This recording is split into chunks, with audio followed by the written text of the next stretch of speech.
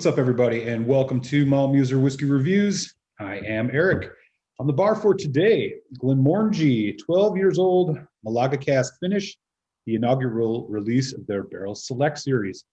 As always here on the channel, I'm going to give you a nose taste finish review of this whiskey. I'll tell you a bit about the value, give you my final thoughts, final score, and leave you with a malt musing. But first, if you've yet to, take a second and hit subscribe. It'll make sure you don't miss any of my reviews, which come out every Friday.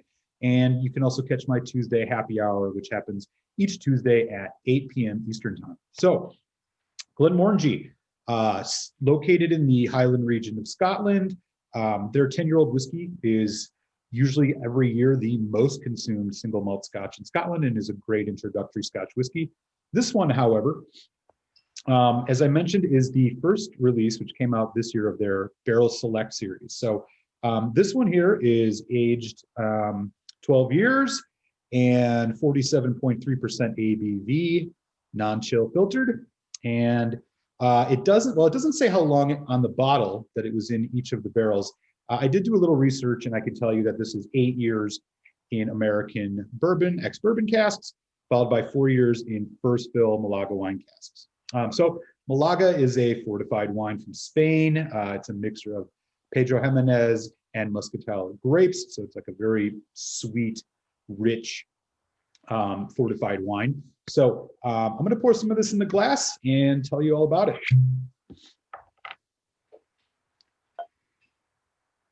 I should mention, it does not say explicitly on here that it's natural color. So maybe we have to assume that there's been some color added to this.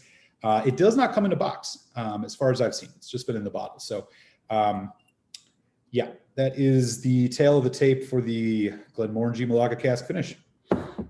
But this is what the color is looking like.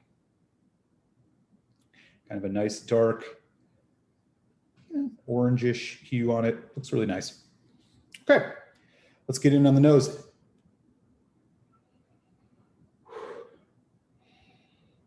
Sweet. There's some spice. Little sour note.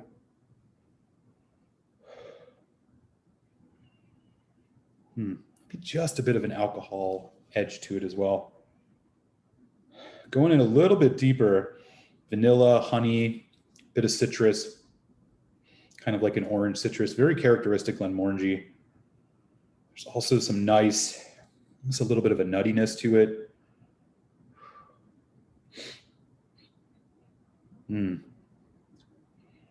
There's a bit more dark fruit though.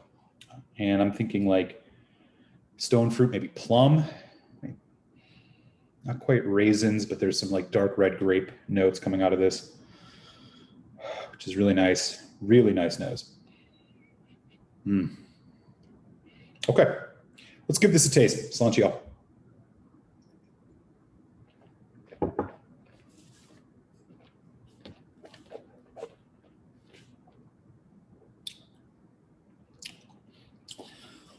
Rich, oily, viscous. It arrives really, really thick. Smooth. There's a nice amount of like baking spice, dark chocolate, orange, brown sugar, honey. Wow, a lot of that. And it develops really nice. You start getting some of that darker fruit. Again, it's like plum, maybe, I don't know, like currant or dates. Hangs on really nice as it goes into a really medium long finish. Little citrus bite, milk chocolate, slight mint. Maybe even a little bit of hint of cinnamon too. Really nice, really nice. Okay, I'm gonna put just a bit of water on this. As I said, 47.3%, which is nice. It's a little bit higher than your standard Glenmorangie releases, which usually hover in that 43% range. Some of their private edition releases are in the 46, but 47.3 here. Okay, the addition of water. Wow, complex. Honey, again, it's almost like dates, maybe more raisin now, chocolate covered raisin.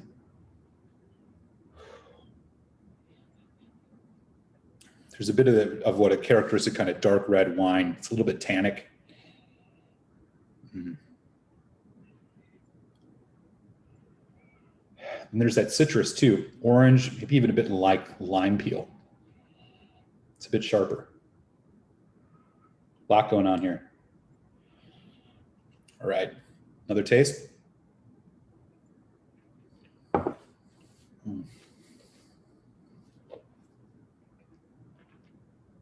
It arrives so nice and balanced, oily, thick, viscous, just a lot of flavor, but it's very elegant, typical of the Glenmorangie style. They have some of the tallest stills in Scotland, so they have a very kind of like elegant whiskey. A lot of those heavier things are kind of kept out as it goes through distillation, and you can tell on this. Again, as it goes into that development, you're getting some dark chocolate, milk chocolate, raisin, brown sugar, a lot of brown sugar.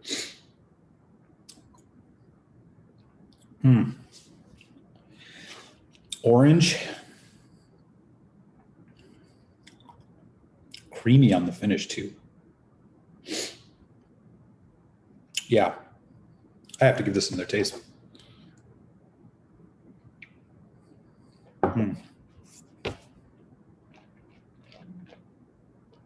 Yeah, this is a good one. Much more viscous than I normally get off of Glenmorangie. So if you're out at the shop looking for a bottle of this, as I mentioned, it did just come out on the US market around October 2020. So maybe even, November in some places. So it's not going to be the easiest thing to find right away. It does not say if there is it's a small batch release, but small batch doesn't really mean anything. So it's tough to say how many bottles of this there are. But should you come across it, you're going to find this anywhere from around $75 to $85, upwards of $90. I think it's a solid value. I think you're getting a lot here. Okay, so final thoughts.